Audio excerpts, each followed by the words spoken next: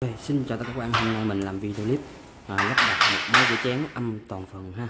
Thì hôm nay mình làm video clip này để cho mọi người xem là cách lắp đặt của máy âm toàn phần như thế nào và khi hoàn thiện thì nó sẽ ra sao. Thì đây mình sẽ quay tổng quan về một cái máy rửa chén âm toàn phần ha.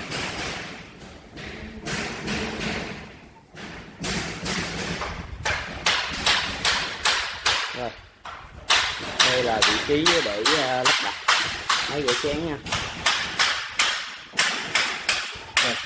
Đây là vị trí lắp đặt máy rửa chén. Thì nguồn nước phải lấy bên đây ha.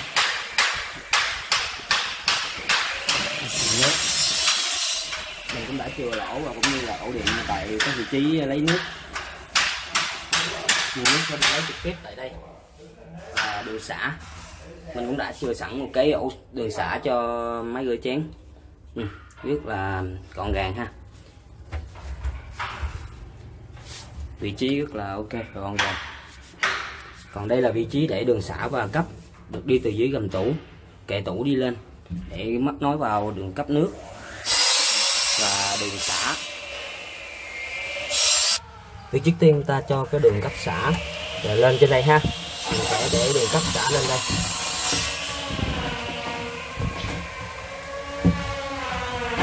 Đây, đường cấp và xả, đây là Aqua Stop của máy rửa chén.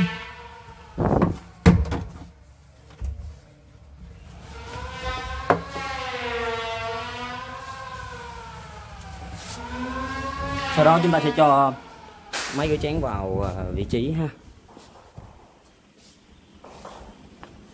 Rồi, tiếp theo mình sẽ cho máy vào hộc tủ nhé.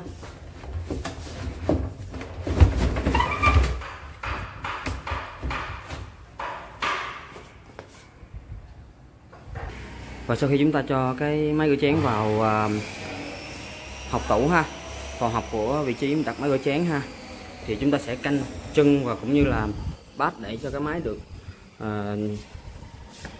chính xác nhất. Đây thì mình cũng đã có kênh nước thủy nha, rất là chuẩn nha, và máy rất là bằng theo một cái mặt dách gỗ. Thì sau khi cái mặt ở ngoài này của máy rửa chén âm toàn phần nó sẽ có một cái mặt gỗ phủ hoàn toàn trên đây như một cái hộc tủ bếp, rất là đẹp nha. Rồi, giờ xong phần mà đưa thiết bị vào hộc tủ rồi thì việc tiếp theo mình sẽ là nối đầu nước và cũng như đầu xả ha, kết nối đầu Aqua Stop của nước cũng như đầu xả để cho nó vào trong thiết bị hoạt động mình thiết bị ha. Và ổ cắm mình cũng đã có sẵn ở đây rồi. Thì đường xả mình sẽ lấy vào vị trí ở đây, mình đã chừa một cái ngã ba cho nó, và đường cấp nước cấp thì mình sẽ lấy vào đây. Đây là Aqua Stop. Và sau khi máy rửa chén đã được đắp vào hệ tủ thì cái đường nước mình cũng đã lắp đặt xong. Mình sẽ lấy đường nước nguồn cấp cho Aqua Stop và ổ điện và đường xả cũng đã lắp xong ha. Thì đây là phích chấu cho cái máy rửa chén. Thì máy rửa chén nó dòng gò của châu Âu thì dùng nó có một cái gọi là phích đĩa để đảm bảo an toàn, thì phích mình sẽ được sử dụng 3 chấu để nó kết nối tích đĩa tốt hơn ha.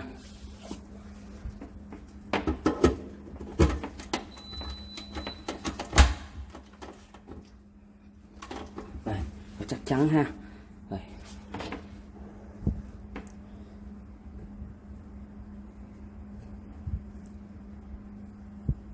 Đây, và dây còn như vậy thì mình sẽ móc vào đây nha, móc vào vị trí này để đảm bảo dây nó cố định một chỗ ha.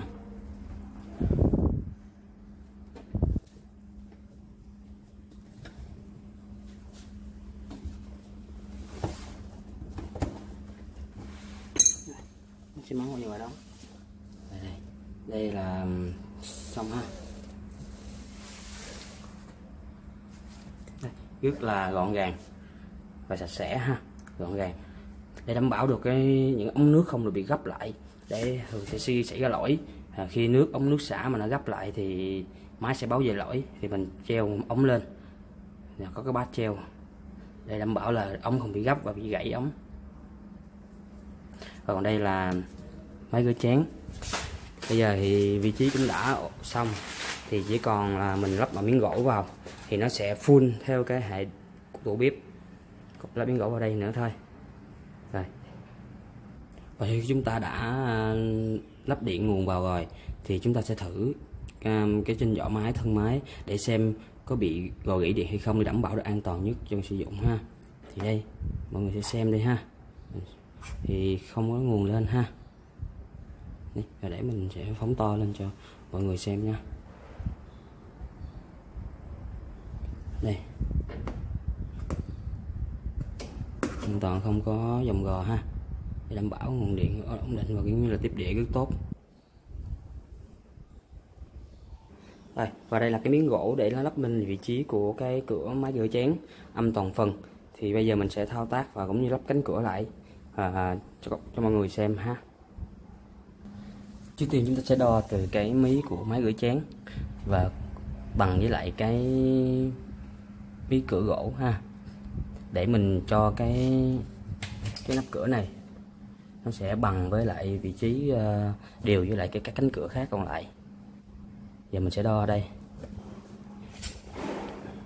Và sau khi chúng ta đã đo cái mí cửa của máy thì chúng ta đã đo xong và gạch, thì cái mí cửa sẽ bằng ở vị trí, cái đường mà mình đã gạch đó. Và có hai cái bát, và mình đo xong hai cái bát được gá vào đây để cố định cái miếng cửa gỗ ha. Đây, mình đã bắt vào vị trí. Thì bây giờ mình sẽ ốp cái miếng cửa gỗ lên cho mọi người ha.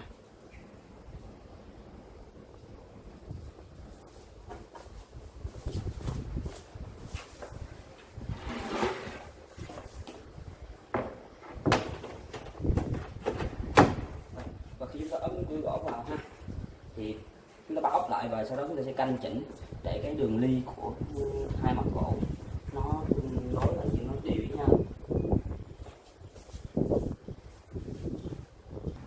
Bây giờ chúng ta sẽ bắt ốc để cố định tấm gỗ trên cánh cửa, thân cửa nha.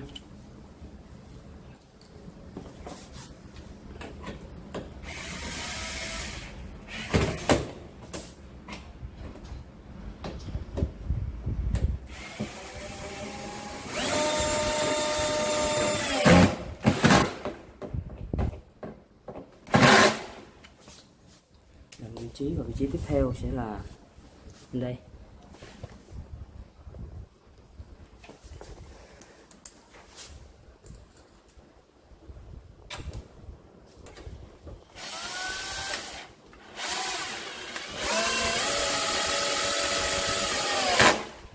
Và đã cố định được miếng gỗ trên thân cửa ha.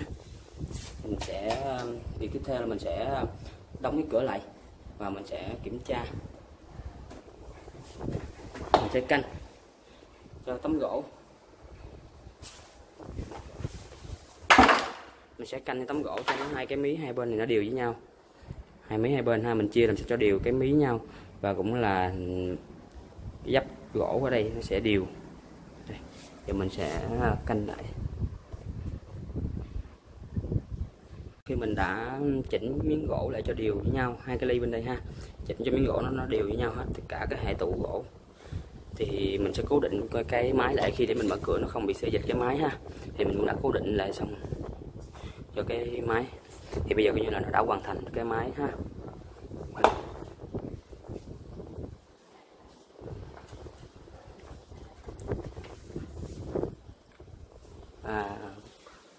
Hoàn thành một cái máy rửa chén âm toàn phần. Thì cũng cảm ơn mọi người đã theo dõi video clip, và mọi người nhớ ủng hộ và đăng ký kênh giùm mình để mình sẽ làm những cái video tiếp theo. Cảm ơn mọi người đã quan tâm và theo dõi.